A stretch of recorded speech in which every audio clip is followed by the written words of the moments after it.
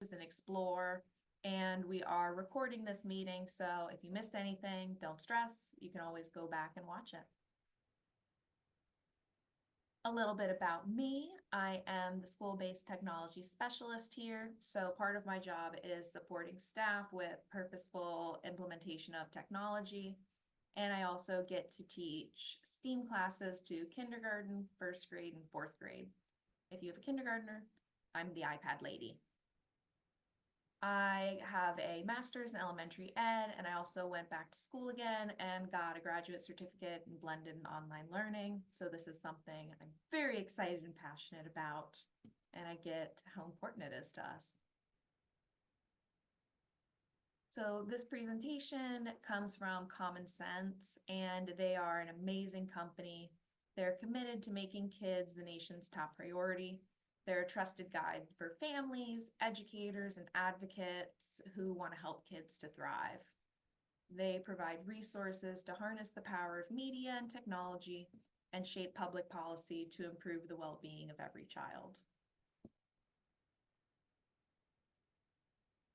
So first, it's important to know we are all trying to navigate this new world, and once we think we figure it out, things change a bit.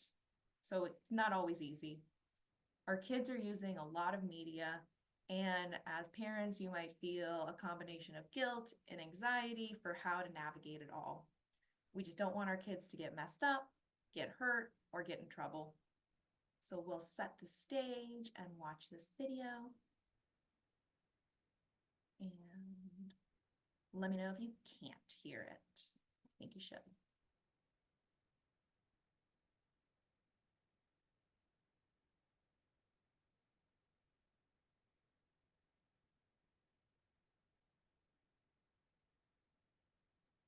Pause for dramatic effect.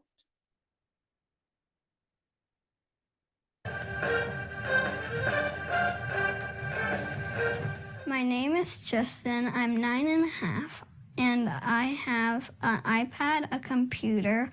I also use my mom's phone sometimes. I watch TV and I listen to Sonos. Well, I usually have my media time on the weekends only. And I usually play maybe an hour in the morning. Then I might have 30 minutes watching TV. Then I might have breakfast.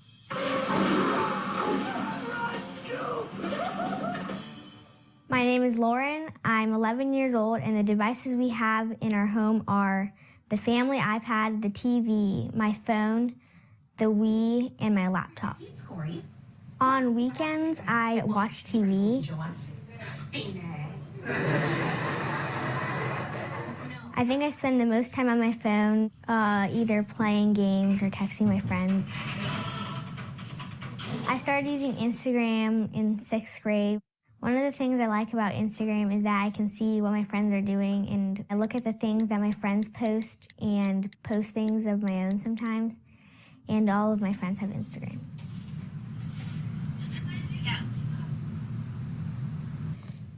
I usually play Minecraft a lot because you could find ingredients and build something with your own stuff. If I didn't have my media time, I would probably feel kind of sad, and I probably would feel mad that I didn't get it.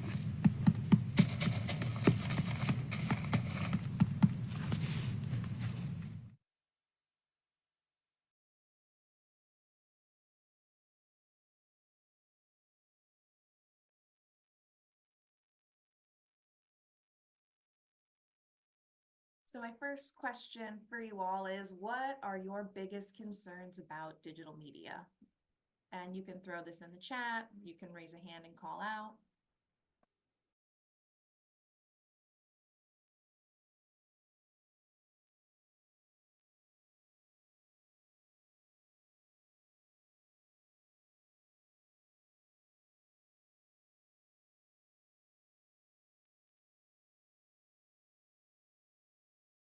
I'm seeing what kids can have access to, secret apps, addictions and distractions.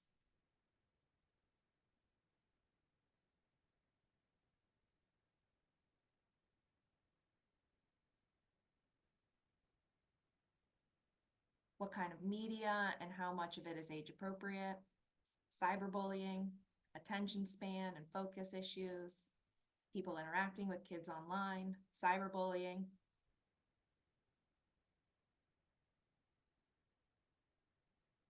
Don't worry, we're going to address all of these. Thinking of the positive, what are some strengths of digital media?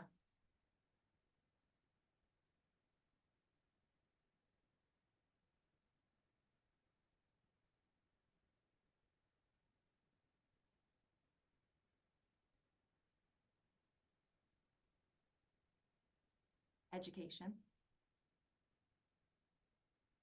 Kids can learn a lot, they can connect with friends, connecting with others even if we're far away.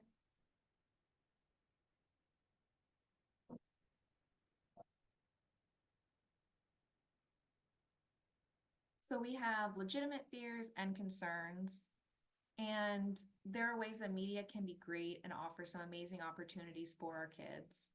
We're definitely going to address these concerns, talk about what you can do, and explore some of the potential benefits of media. But first, let's pose a big question for you guys. How do we use media in balance as a family, find quality content, set expectations around healthy use to prevent conflict, and raise media-savvy consumers and creators? So here's the good news. If you're worried about doing it right, that means you're probably not doing it wrong. We know that you want tips and tools, and we will get there, but it's important to have all the information. I'm going to sketch out the kids and media landscape and offer those tips and tools along the way. But I want to let you know that unfortunately there is no magic bullet. Tech and media move too fast for a simple solution. So though we can give you some practical tips, the overall information framework are going to be more important. As of now, there's no research that really nails down the exact right amount of time kids can be on a screen without screwing them up. But we can look at these questions to look at our kids holistically. Basically, if they're using screens as one part of their lives, getting exercise, eating well, and being social, things are in good shape.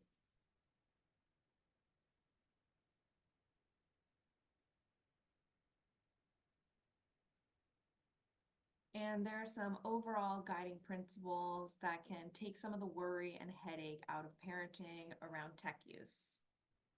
First is use and watch these programs with your kid whenever you can. That way, you're able to discuss and explain things as they happen and connect to it in real life. Also, it's great bonding time. Make sure that you and your partner or the person you're parenting with are on the same page and know your own rules. For example, can the kids take the iPad without asking? Is it their device or is it your device? Are there specific times and places that they can use? Are there consequences? We want to have clear expectations, and you can even rehearse this with little kids. In kindergarten, we do pause, breathe, and finish up. And then kids know they need to leave the app, close their iPad, and put it away. You could do something like, well, you can play Toca Nature until you hear the timer go off, and when you hear that sound, flip the cover. Let's practice.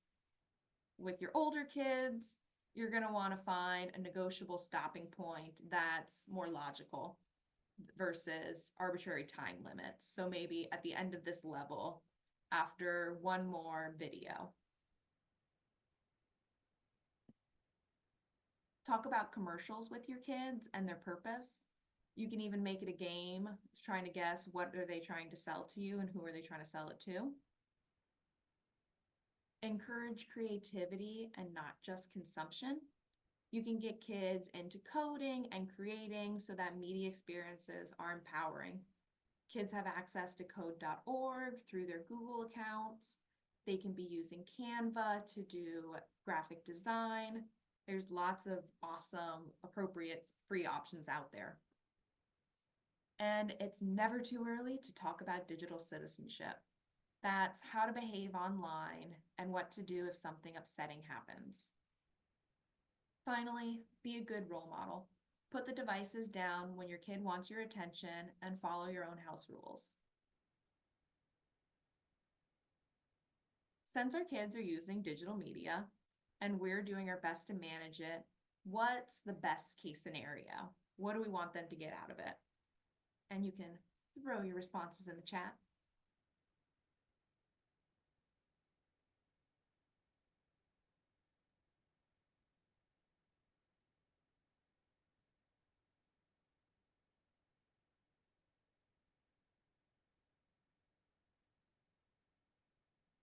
Learning,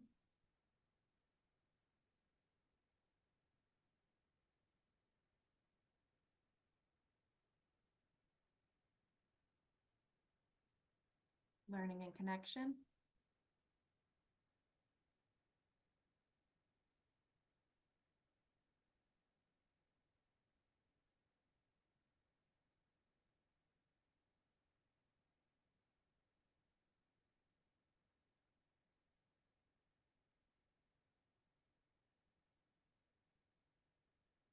more learning.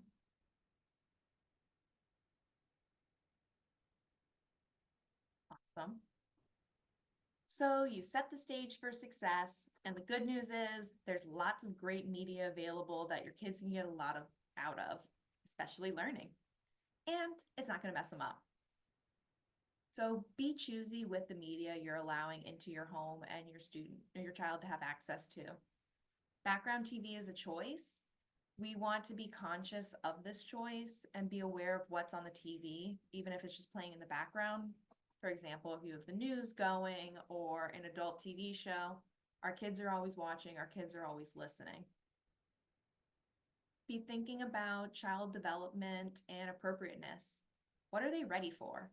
Think about the level of meanness, sarcasm, scariness, violence, sex, humor, substance, advertising, swearing, and accessibility. Think about your kids' interests. Is it something they're going to be psyched about to use or watch? Or are you trying to stretch their interests a little bit? Then there's the big concern of privacy, safety, and advertising. If it's a game or app, is there a chat feature? What kind of information is this app collecting? Is there a chance your kid could encounter grown-up content? Are there ads or in-app purchases? What do reviewers or experts say about these sites? What's the educational value of it? Is there any learning potential?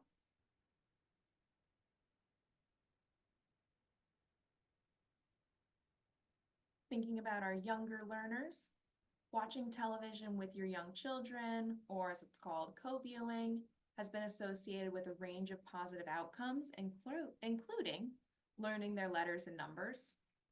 Research has shown that parent interaction during ebook reading can play a positive role on the child's understanding of story content. Kids can learn from and empathize with beloved characters, which can lead to positive outcomes such as math, science skills, or healthier food choices. So based on this research, how can parents and caregivers choose and maximize the learning potential of media? In terms of selecting your media, your best bet is were there educators involved in its development?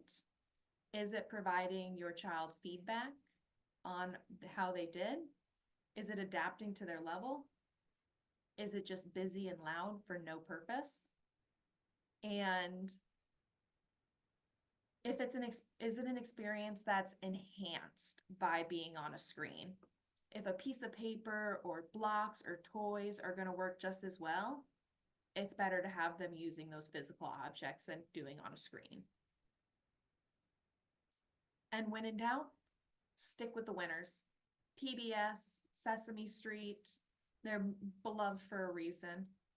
And independent research has been done and proves that the learning potential and appropriateness are phenomenal. And try playing and viewing these games or shows with your kids. Ask them about the experience, talk about the content.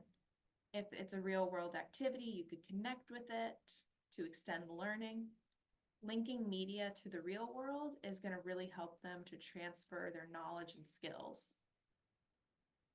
You can choose a media friend like Daniel Tiger to deliver some positive messages and link that with parasocial relationships. And we'll be getting into this later in the presentation, but Common Sense does have learning ratings and information on how much learning potential different programs have and what skills and subjects are covered. All reviews have questions parents can use to start conversations about that content. Around age 8, kids want more independence, and they start to develop their own relationship with technology and media. So instead of just watching and playing what we choose for them, they're going to have more opinions about what media they want to use.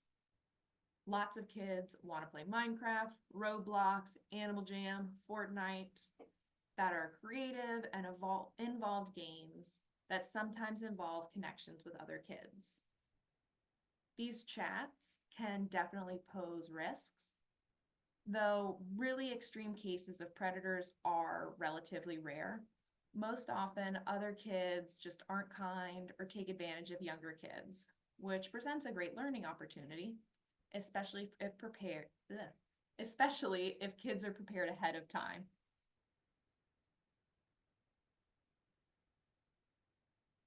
Why do our kids want to be on their devices all the time? What's most important to our tweens? And you can throw it in the chat.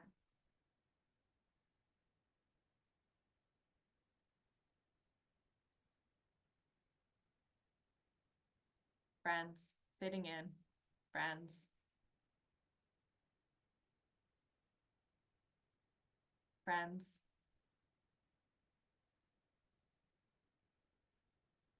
And I bet if you called your parents, they would say the same thing about you when you were a tween. It's just looking a little bit different now. Tweens today, they aren't different. They want the same things that we did when we were tweens. It's just devices have altered what it's going to look like. But tweens are still relying on parents for support, and they want to try out their independence. Kids start to develop their own relationship with technology. The usage of digital media increases, and kids' media is not always as closely aligned to the parents' usage. This gap is going to grow wider as kids grow up.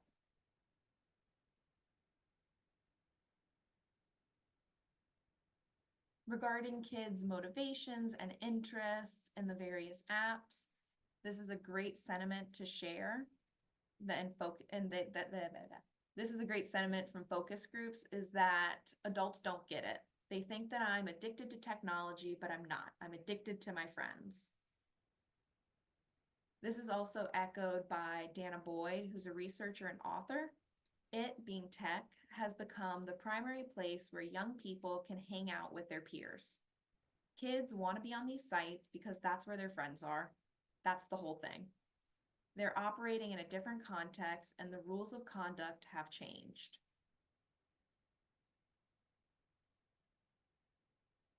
Ultimately, they'll never learn to ride if we don't let them, so we can be their training wheels to help them get started.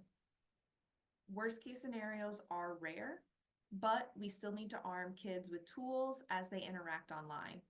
And starting the conversation before problems arise is important to build trust and open and ongoing dialogue, so that if problems do happen, they aren't going to go underground and hide it from you.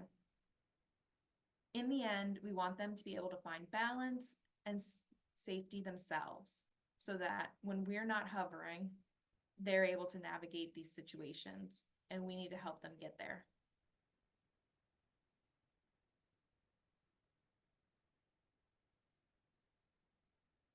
Laying the groundwork is crucial, since the next step is that computer in their pocket. I'm curious how many of your kids already have phones, or how many are pestering you about getting one.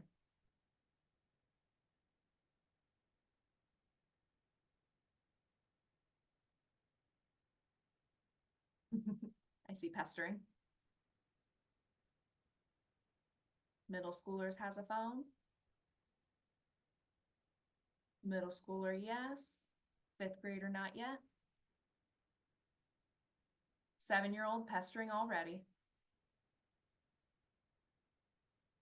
And just to give you some context, the average age kids are getting phones in the US is about 10, and about 75% of kids between ages 12 and 17 have a smartphone.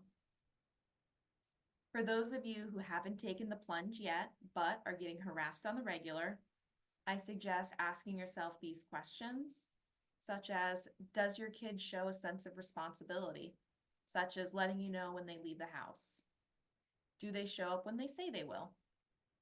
Does your kid tend to lose things, such as backpacks, homework folders? If so, expect they're going to lose that really expensive phone too. Do your kids need to be in touch for safety reasons? Do they walk home? Would having easy access to friends benefit them for social reasons? Do you think they'll use the cell phone responsibly? For example, not texting during class or disrupting others with their phone conversations. Can they adhere to limits that you set for minutes talked and apps downloaded? Will they use text, photo, and video functions responsibly and not to embarrass or harass others? Have the talk about how to use it responsibly.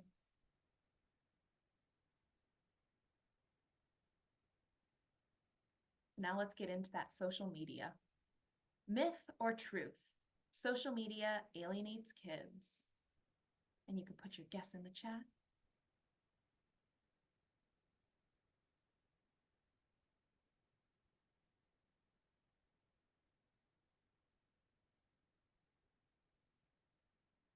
Yeah, vote for true.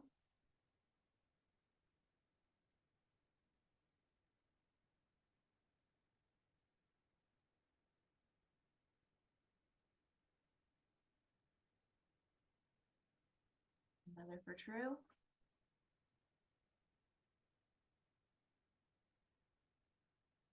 I have a plot twist for you. It's a myth. Social media can actually strengthen relationships. It can be used to do good in the world, such as organizing around a cause or using apps like Sit With Us to be more inclusive. Kids are just having fun, and according to research, 57% of teens have already made new friends online. 84% of boys who play networked games feel more connected with friends when they play online. 68% of teens, social media users, have had online friends support them through tough or challenging times. But of course, the face-to-face social skills are still very important.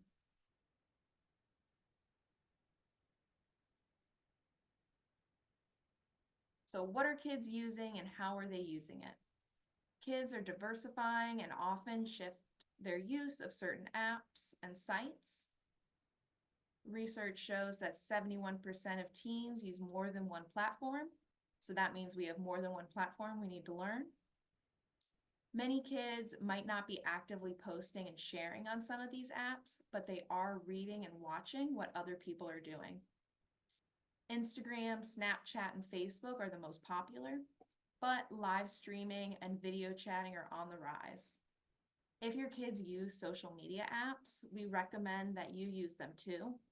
This is going to give you an idea for what kind of content they're exposed to and the mechanics of the tool. And don't worry if you can't keep up. Knowing titles is great, but looking at key features of an app is even more important. And we will share later some links and resources for you to help navigate through these apps and review the apps. So we're thinking about, is it age appropriate or inappropriate content? How easy is it for them to find violence, substance abuse, or porn on these sites? How prevalent is it? What are the public default settings? When they're sharing something, does it automatically go out to all users unless they change their settings? What is the location tracking and sharing? Does this app track your location? Why does it need to track your location? Is it sharing it with others? Is there a way you can opt out? Real-time video streaming, is that a feature? Why and how are people using it? What are the rules that you have in place in your house for sharing personal information and taking risks just to get viewers? Lots of live streaming is mundane and tame, but it's easier to share social media info and other personal information with anonymous viewers. And sometimes kids are going to do things they wouldn't do normally to get more views and follows. Are there ads and in-app purchases on this program? Are there ways to spend real money, and is it necessary to get ahead in the app? Temporary pictures. Is there a feature that's going to promise the content will disappear? This is starting to go away, and people are starting to realize that temporary isn't a thing online, but not all of our teens and tweens understand this yet. And what are the reporting features like? Is it easy to report inappropriate content, or are you going to have to jump through a lot of hoops? Being anonymous, is that a big part of the app? Because when people can hide, they're more likely to make poor choices. So an app that's built around being anonymous isn't necessarily negative by default, but it makes it a little bit easier. Cyberbullying and negative culture.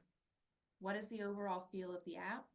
Are people on the app to have fun and connect with others? Are they on it to be cruel, to rate others, one up each other? Some apps are just bad off the gate because people use them to make fun of others. It's hard for kids to think about their future selves at this age. That's just where their brain is developmentally. And especially when it comes to posting, we need to help them to navigate this. All of these impulses can be a thing that leads to some poor choices. Kids and their friends often share and post things before thinking of their future selves. Think of what people post as a digital tattoo. It's persistent and it's searchable. And 40% of college admissions officers say that they check applicants' social media platforms. Self-reflect before you self-reveal.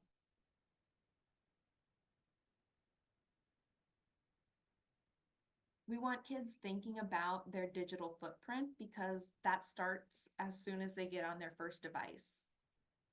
Discuss privacy and location settings, the importance of thoughtfully selecting privacy settings in social media apps, and how to be careful about accepting people as your friends. Check your devices to see how your location's being tracked and used. One example is Instagram posts are public by default. So it's worth going into these apps and checking with each download.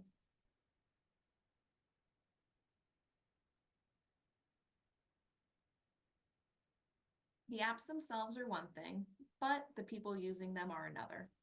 We grew up with bullies too, but sometimes it makes it easier to be mean when you have a screen. And these devices have amplified the effects and the reach of its cruelty. The CDC estimates that cyberbullying affects 15.5% of high school students. And for comparison, about 20% of high schoolers experience in-person bullying at school. As with real-life bullying, some kids are easier targets. Girls are bullied more often than boys, and students with disabilities or who are a part of the LGBTQ community are bullied more often. If your kid is being bullied or facing negative online behavior, make sure that they know how to report abuse in apps as a first defense. And encourage your kids to stick up for their peers. That's going to be one of the best defenses. So whenever possible, encourage that upstanding behavior. Have them take screenshots and get an adult involved if it's ongoing or safety is threatened. And if your kid is the culprit, teach it as you would any other negative behavior. Give consequences like limiting online access and have them find a way to make amends. Now, beyond bullies, there are digital media related worst case scenarios that we want our teens, tweens to avoid, such as sexting, visiting sites that encourage harmful behavior, and online predators. But keep in mind, even though bad things can happen, these are not the norm. Statistics around these are varying, so take these as a ballpark.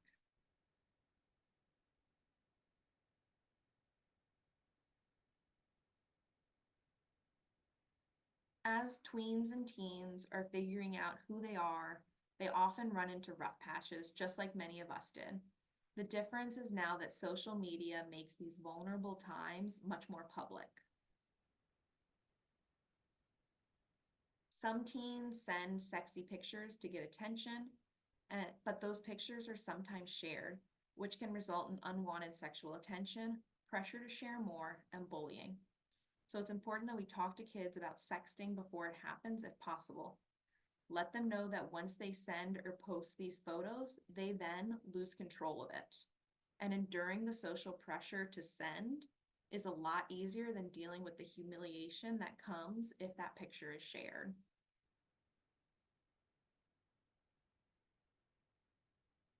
The best solution to cyberbullying is teaching kids how to be good digital citizens. Digital citizenship is multifaceted and includes elements like safety, privacy, media literacy, creative credit, communication, cyberbullying, self-image, and reputation.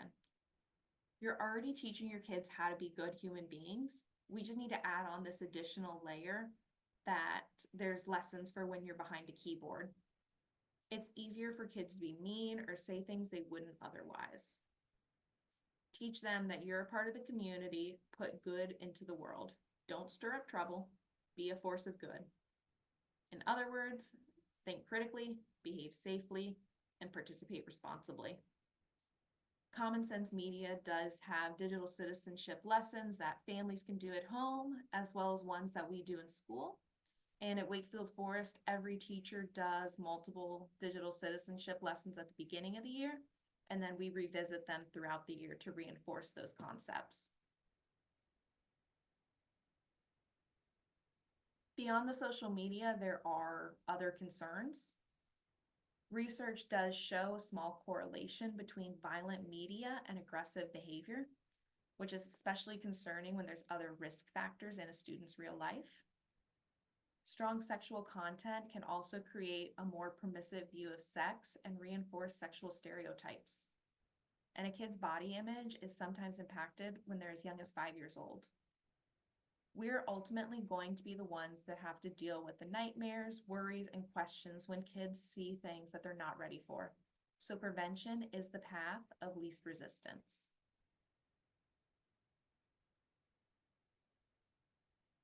So now that I have sufficiently scared you about the internet, how can we combat the content that we're concerned about? With our younger kids, we're often choosing the content for them.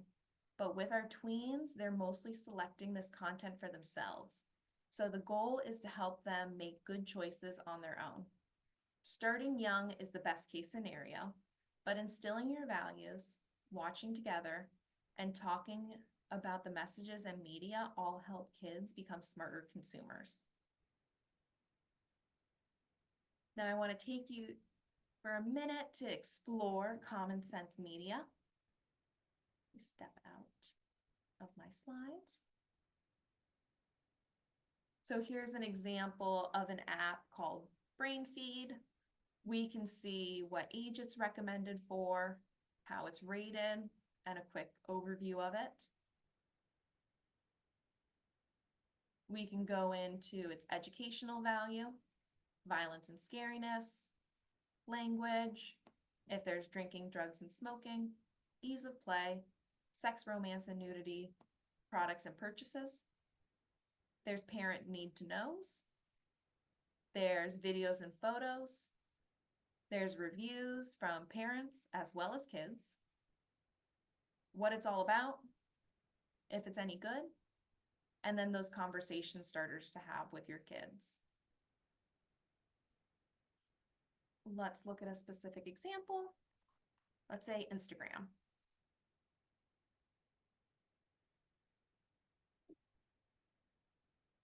If I can type it. There we go.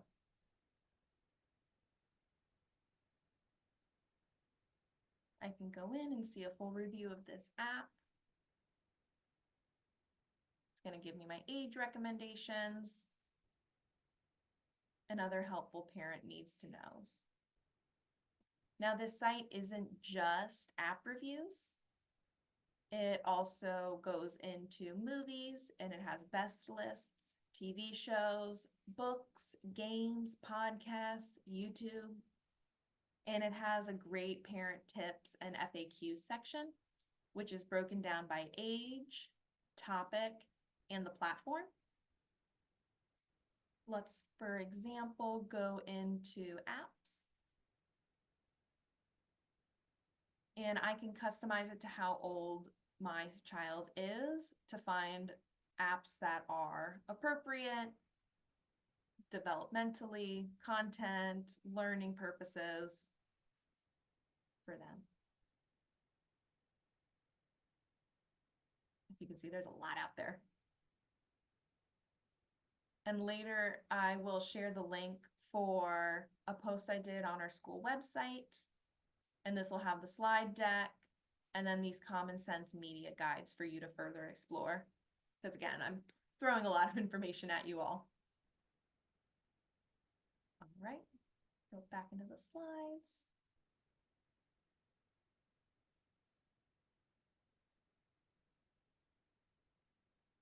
Now let's get into the sheer amount of media kids are using and what if it seems like they can't stop. Since we truly haven't defined technology addiction, our research talks about this feeling of addicted. Certainly, many of us can relate to impulsively checking social media, binge watching our favorite shows, and it can be hard to stop. Also, we all like to think that we can multitask, our kids included, but multiple research studies tackling different aspects of multitasking show that many kinds of problems arise with it. Everything from higher stress to trouble remembering. Most importantly is the fact that it hurts our performance. So when is it a problem and what do we do? If a kid's media balance falls out of balance with their overall health, face-to-face interactions, physical activity, schoolwork, and other interests, it's time to intervene.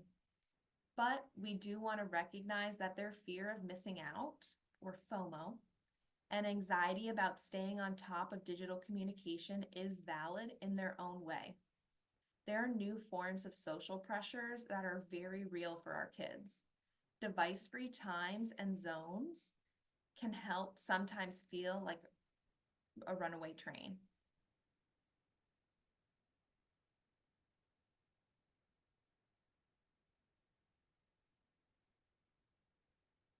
Our kids are highly skilled when it comes to sniffing out our hypocrisy, and tweens are especially good at calling out their parents. So modeling the behaviors that you want to see should be your first priority. If you're setting solid standards, but you don't like what your kid is doing, monitoring their media use is the next step via device-free zones and times. Think limits, not lectures. Communicate, don't corner. And since we want to teach our kids to make positive choices when they're on their own, it's time to start stepping back and mediating rather than jumping in every time there's an issue. It's important that the whole family follows the same rules. First, get on the same page with your partner or co-parent. Having a unified front is important or your kids are going to try and play you. Agree as much as possible about how much, what, and where your kids can use media. Set guidelines and expectations. Set up device-free zones. Set times and places in the house where devices aren't allowed. And most important, keep devices out of the bedroom as much as possible, as it can disrupt their sleep and make it harder to regulate use. Try and keep your tone about teamwork and curiosity and avoid accusations. You're all working together, not trying to catch anyone making mistakes. We have resources, and you can always check out this family social media plan that I have up on the slide on the AAP website, healthychildren.org, and this link will be on our website as well. Now, parents usually want to know how to monitor phone use and shut it down when things start to get really dicey. And generally, we don't recommend full monitoring because inevitably our kids are smart and they're going to find ways around the software and devices that we use. They're going to open new accounts or restrict access to parents. While spot checks allow for some freedom and privacy that tweens and teens need, full monitoring can drive unwanted behaviors underground and set up an us versus them dynamic. Instead, we want our kids to know we just want to help them and be there when they need us. We offer the titles of some options on the site, but we don't recommend any in particular. Ultimately, the more kids can regulate themselves, the better.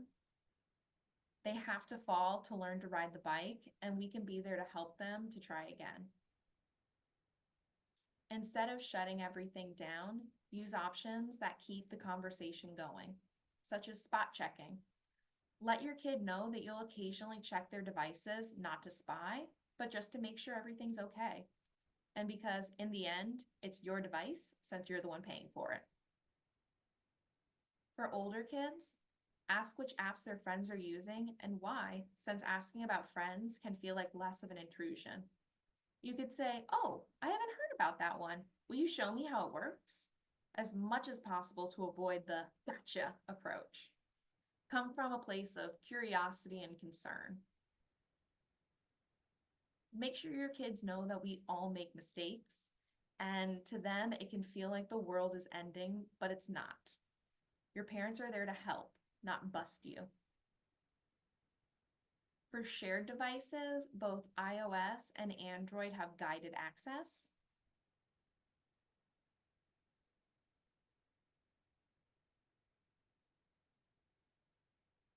And instead of shutting it all down, consider making media content and use a part of your relationship so that it's not a matter of control and more of an ongoing conversation.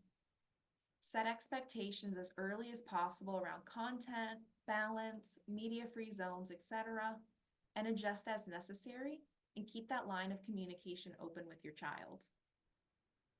Have clear consequences for not meeting expectations, just as you would with other rules. And have fun together. Media can be a great way to bond, share news, and enjoy spending time together. Find ways to focus on the positive and guide your kids through the potential negatives. You got this. Don't forget, we're all in the same boat, trying to navigate through this shifting challenge. In the end, it comes down to the parenting basics. There's no one right answer, and you know your child best.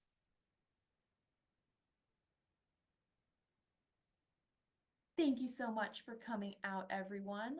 I will go ahead and put the link in the chat for that post on our website, and we'll also include it in the news you choose. Tomorrow we'll post a recording of this, and we have a little bit of extra time if anyone had questions they want to ask.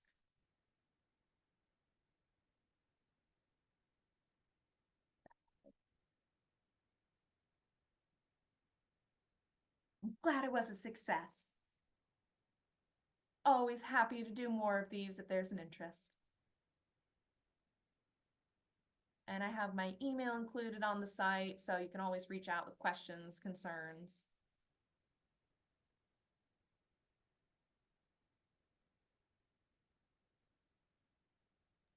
Well, I appreciate you doing this for us, Miss Dildine. I know it's a ever shifting world. the current drama in the Prindle house is, you know, which apps other kids have. I'm pretty tight on the apps, and I actually accidentally locked the phone down so badly that she can't even look up like a recipe or anything. So I need to look into that a little bit more. But you know, I do think setting those expectations and laying out the consequences ahead of time if we don't follow that has been, you know, really a game changer for our family. And I think there are lots of resources. Common Sense has a ton posted on their website. And we really just appreciate you guys coming out tonight to hear a little bit more about this. And, you know, feel free also to reach out to Miss Dildine if you have further questions. And you know me, anytime you can always reach out to me too. So we hope you have a great night, and see you guys soon. So much.